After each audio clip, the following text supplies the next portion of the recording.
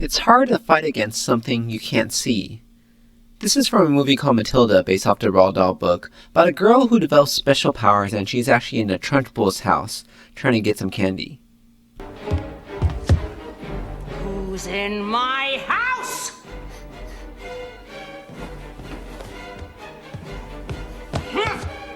Come on, fight like a man!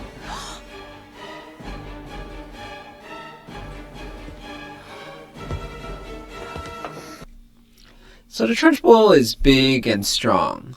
Matilda is a tiny little girl. But obviously, even though you probably haven't read the book, you know how it ends. I don't need to tell you that. Matilda wins. She's powerful. She has special abilities. And people talk about fighting this coronavirus. But there's two things that are hard about fighting this virus. The first is this coronavirus is a virus. It's not even really alive. How do you fight an inanimate object? The second thing is that this fight seems to be going on for a very long time and people are losing interest. How do you fight a non-living thing? Something big like a rock or even a mountain? I think it's obvious you can't just go up and punch it. You can't fight it directly. And that's the thing with the coronavirus. Sure, it'd be great if we had treatment. It'd be great if we had a vaccine that could prevent people from getting it. But we have neither. We can't fight it head on. It's like trying to fight a battle in which the other person has a tank and you have a sword. I don't think you're going to win if you charge. And that leads us to the second point. It's a long game, a long battle, like this chess game, which is the longest chess game in the world. It actually took over 20 hours. They think a lot before they move. Here it looks like it's really quick, but there's over hundreds of moves. And it ended up in a draw. But anyways, it feels like we're in the midst of a long game with this coronavirus as well. This fight, this battle, this competition between us virus, it's just going on and on and on and on. And in the US, it looks like it'll be many months longer still because we haven't actually eradicated the virus. Far from it. So we're in this for the long haul, whether we like it or not. And people are getting tired of wearing masks, social distancing. Maybe they feel they're not actually doing anything active. They'd love it if you could just go up and confront this virus. If we were a big, scary giant and say, give me what you got and get over with. Yeah, you probably lose against a giant. But we know it doesn't actually work that way. You can't actually go up to coronavirus and say, hey, all or nothing. Just like you can't force your opponent in chess to give it all you got. Next shot wins. So how do you fight inanimate objects? Well, let's look at what people have done before. This is Maynard Mountain. I showed a photo of this before, another view from Whittier. It's a 4,000 foot tall mountain that separates the town of Whittier, which would be a good deep sea port from the rest of Alaska. They wanted to create a railroad so they could easily transport goods via the ocean. But first you have to actually overcome this mountain. But again, how do you fight a mountain?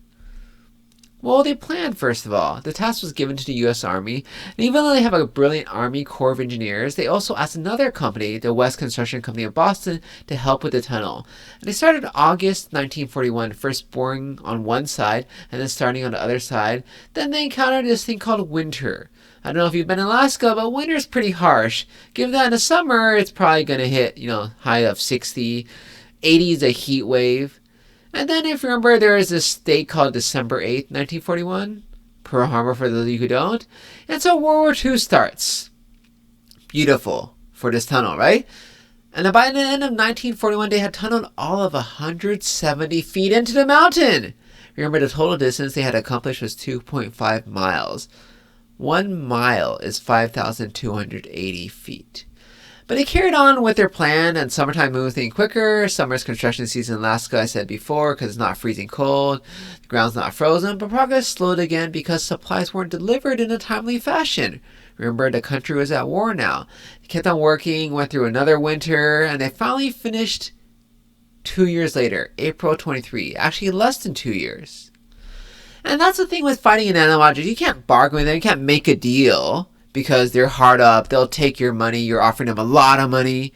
You can't just tell them, come out where I can see you, find me like a man. The coronavirus isn't a man. It's not going to magically grow 1,000,000 times bigger just so you could see it. That's actually how much it has to grow before it's even the size of an ant. But just like the mountain, which is a huge inanimate object, it's there. We know the coronavirus is there, it's here, it's still present. We have lots of evidence for that. And so we have to plan like the U.S. Army when dealing with this issue of a mountain in the way of a railroad track. We have to plan for the coronavirus. And we have to adapt our plan, but we have to keep on carrying out our plan because it's a long-term thing. Nobody thought they were going to dig through this tunnel in a day or even a year. It took them a few years, but they kept on going because they knew that they could make it at the very end.